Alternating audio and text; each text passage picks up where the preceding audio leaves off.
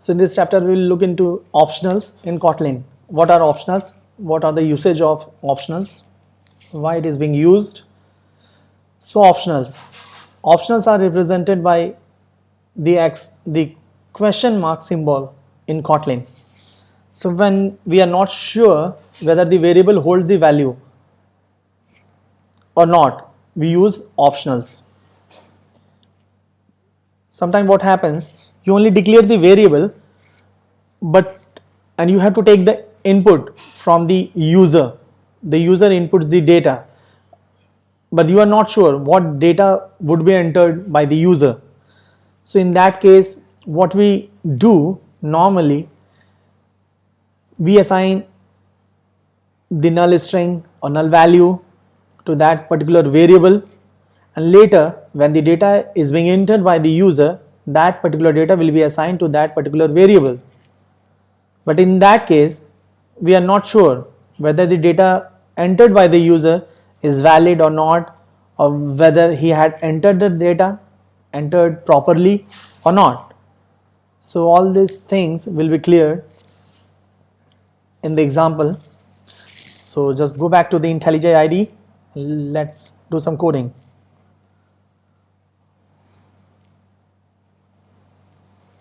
So here you can see that in the previous lecture we had taken the example of var and val, that is mutable and immutable variables that works as a variable and the constants. We have already seen that. So in this case, now suppose on the line number 19 we are printing the value of name. We are printing this name. So if you hover your cursor over there on the same line, it shows variable name must be initialized. And you can see at the top on line number 12, we have only written var name. Now mention the name and type of this string. So see, we have mentioned the type of this name as a string to indicate the compiler that this variable holds the data of type string. But you can see still on line number 19, it again shows the error, variable name must be initialized. Now suppose if I mention null for this string, so null means it doesn't hold any data as of now.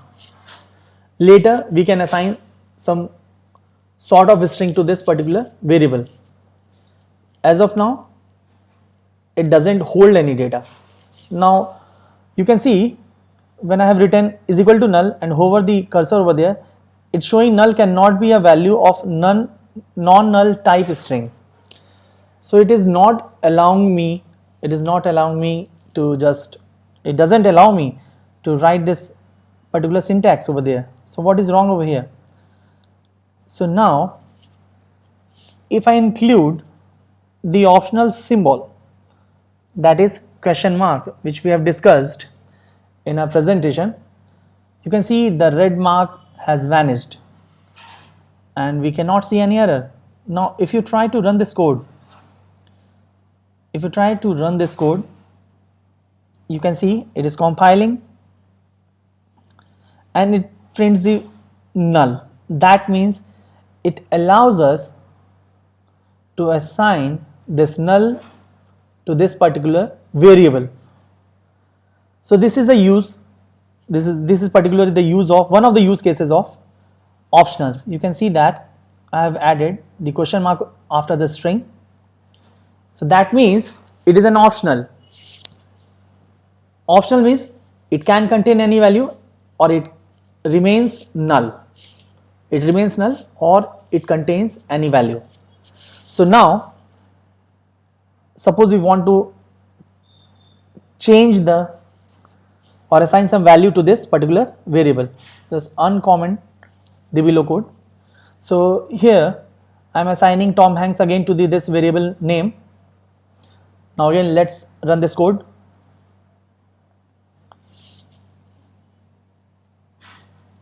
You can see it prints Tom Hanks. That means it is working fine.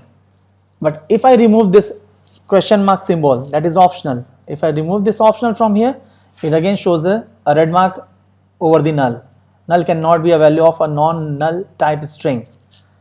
So you can understand that when you are not sure whether the variable is going to take or hold some value in the future or not, you use particular optional. Now suppose what we had discussed last time in the last lecture about the var and val. So what is val? Val is a constant. To represent the constant, we use val. Now suppose the value is pi. It is of type float. And if I write 3.14, that is somehow the value of pi. Whenever you declare the value of float means some decimal values, okay? When you have to mention some value which is of type decimal, you mention that as of type float or double. We'll see all the data types in the later chapter. As of now, you can see the float. The value 3.14 is being suffixed by a symbol f. So f is always used to indicate the compiler that it is of type float. And now if I try to print the value of pi,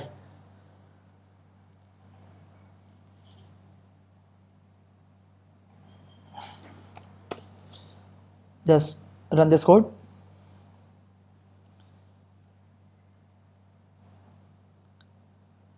You can see 3.14 is being printed on the very first line on the console, and on the very next line Tom Hanks is being printed as has been written in our main code. So this is the use of the optionals, okay? And we will just cover all this stuff in our project or in the later chapters. So we'll get more exploration of the same. So try different permutation and combination based on this code. May try some taking different calculations, or doing some calculations, taking some printing some stuff, and use this optional, okay? So as of now, this chapter is done. Meet you in the next chapter.